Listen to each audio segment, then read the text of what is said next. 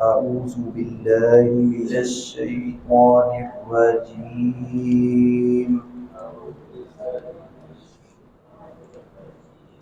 بسم الله الرحمن الرحيم. أولم يروا كيف يبدئ الله الخلق ثم يعيده إن ذلك على الله يسير. قل سيروا في الأرض فانظروا كيف بدأ الخلق ثم الله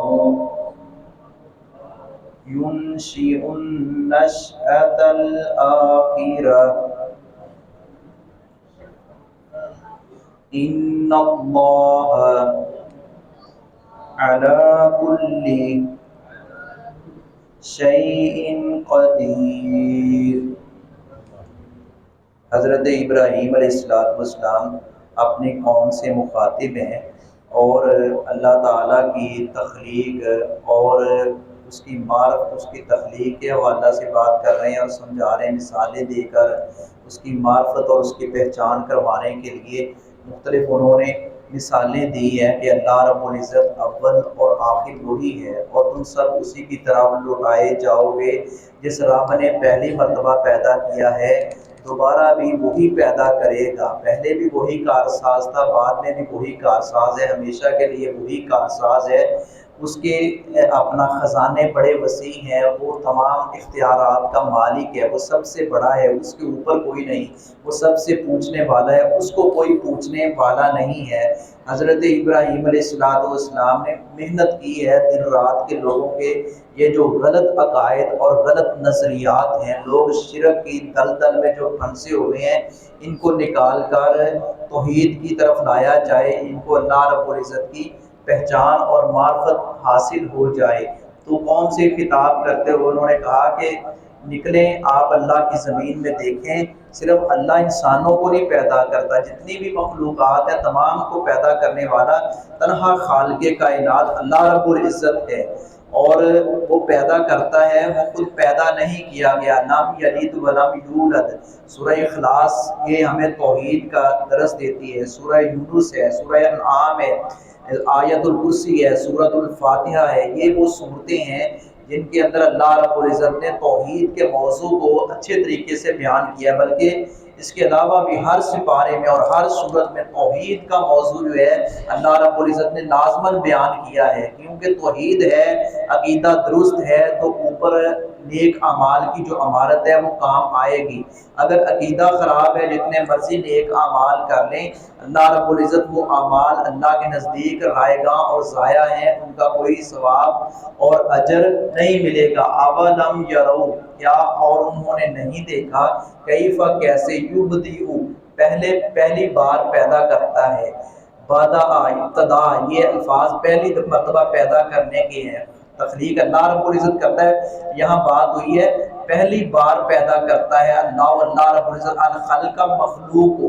پہلی بار بھی اللہ رب العزت پیدا کرتا ہے، ثم یعید، پھر وہی لٹائے گا اسی کو. یعنی جب وہ مر جائیں گے، مٹی ہو جائیں گے، پھر جب دوبارہ اٹھیں گے، پھر اصلی حالت میں لوٹانے والی ذات اللہ کی ہی ذات ہے، اللہ ہی دوبارہ پیدا کرے گا. پہلے بھی اس کا کوئی شریک نہیں تھا، بعد میں بھی اس کا کوئی شریک نہیں ہوگا. بلکہ ہم پیچھے پڑھ کر آئے ہیں، اللہ رب العزت نے فرمایا یہ تو انسان ہے جس کو اللہ رب العزت نے خلقت بیدی، حضرت آدم علیہ السلام کو اپنے ہاتھوں سے بنایا ہے. پھر آگے ایک سلسلہ چلا ہے، اللہ رب العزت نے ان کی دائیں اپنا ان کی پسلی سے حضرت آدم علیہ السلام کے حضرت حوا کو نکالا ہے، پوری کائنات کا یہ پھر آگے ایک سسٹم جو ہے وہ چلا ہے.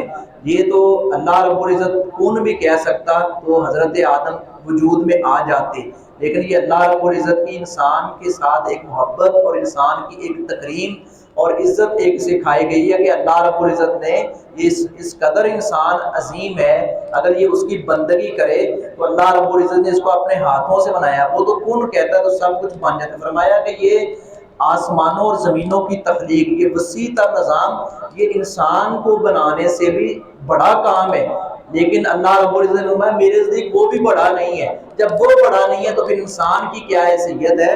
انسان جو ہے یہ اللہ رب العزت کن کہے تو یہ حرکت کر نہیں سکتا، اللہ رب العزت آرڈر کرے تو یہ حرکت کرتا ہے، یہ اللہ رب العزت گرفت کرنے پہ آ جائے تو یہ ہل نہیں سکتا۔ ان ذالک بلا شبہ یہ ہے اللہ یسیر، اللہ پر بہت آسان، یعنی دوبارہ لوٹانا، اسی حالت میں دوبارہ پیدا کرنا اللہ کے لیے تو بہت آسان ہے۔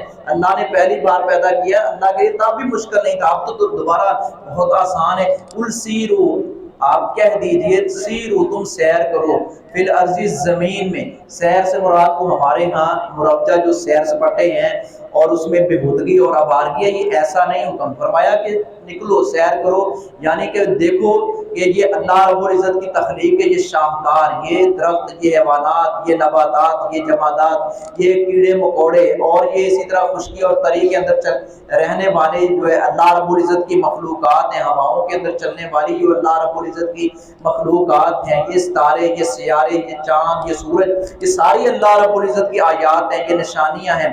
اور پھر اس سے پیچھے جو اقوام گزر گئی، کل کے سبق میں ہم نے پڑھا ہے کہ یہ کوئی نئی قوم نہیں ہے، اللہ کے رسول جو آپ کا انکار کر رہی ہے، اس سے پہلے بھی امتیں گزری ہیں، وہ بھی ایسے ہی نبیوں کو آگے سے ٹھٹھا اور مذاق کرتے رہے اور ان کا انکار کرتے رہے۔